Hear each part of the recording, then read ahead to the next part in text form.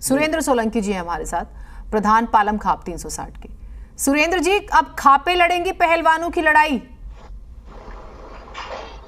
देखिए, पहले से हमारा तय था कि ये खिलाड़ी इसका नेतृत्व करेंगे और खाप पंचायतें, किसान संगठन और सभी सामाजिक संगठन इनके साथ है।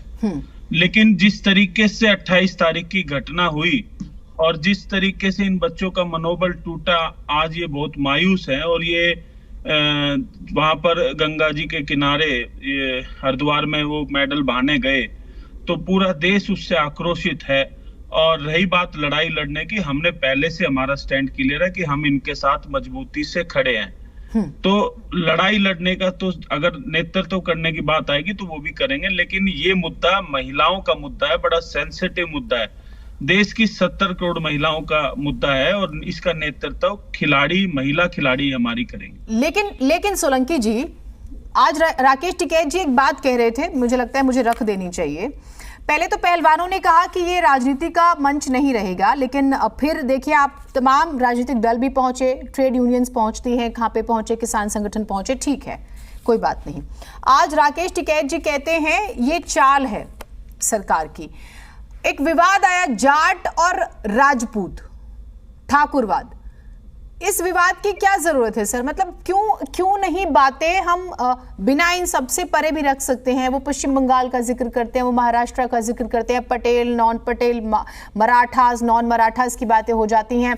वो कहते हैं लालू यादव परिवार को तोड़ दिया, जीएसपी परिवार को तोड़ दिया, यानी अखिलेश यादव का जिक्र करते हैं, वो चौटाला परिवार की बात करते हैं। तो आपको नहीं लगता कि इससे बैठे बिठाए आप लोग ही मुद्दा दे रहे हैं ऐसी बातें करके? पॉलिटिक्स तो डायरेक्टली इन्वॉल्व हो गई ना, क्यों बात करनी पॉलिटिशियंस की, पॉलिटिकल पार्टीज की, उनकी फैमिलीज की, अलग अलग स्टेट्स की? आप मुझे बताइए, ईमानदारी से जवाब दीजिएगा। देखिए, इसका जवाब तो राकेश टिकैत जी ही आपको देंगे, लेकिन एक चीज वहां पर मैं वहां पर मौजूद था, उन्होंने एक एग्जाम्पल दिया था और हमने पहले दिन से हमारा स्टैंड क्लियर था। 40 दिन से शांतिपूर्ण धरना चला। हमने कहा कि हम किसी सरकार के खिलाफ नहीं है, हम किसी व्यक्ति के खिलाफ नहीं है, किसी जाति के खिलाफ नहीं, हमारी लड़ाई है अन्याय के खिलाफ।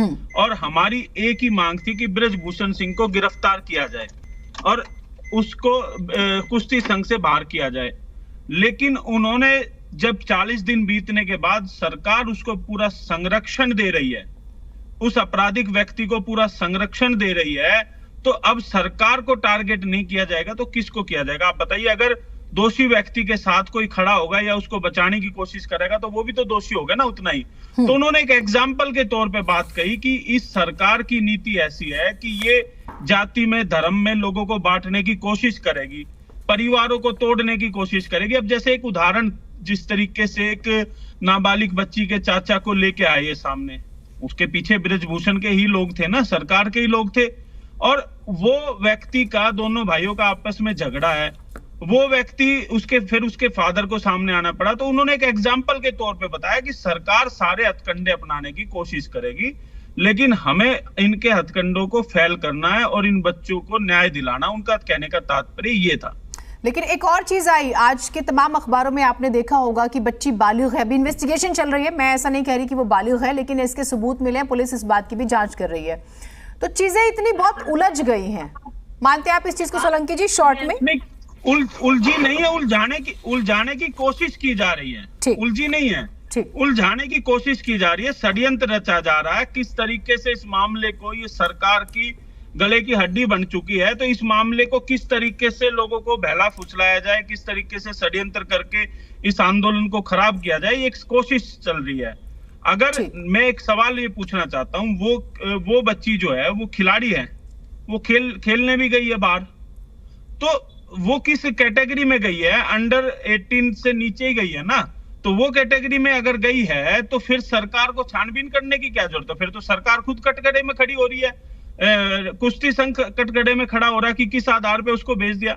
सवाल ये नहीं है, सवाल सीधा सा है कि ये सरकार और बृजभूषण की पूरी कोशिश हो रही है कि इस आंदोलन को तोड़ने की या बदनाम करने की कोशिश की जा रही है। लेकिन देश की जनता समझदार है और मैं एक बात आपके चैनल पे जरूर कहना चाहता हूं कि ये लड़ाई अब सिर्फ इन बच्चियों की लड़ाई नहीं रहेगी, 7 बच्चियों की, देश के 70 करोड़ महिलाओं की लड़ाई है।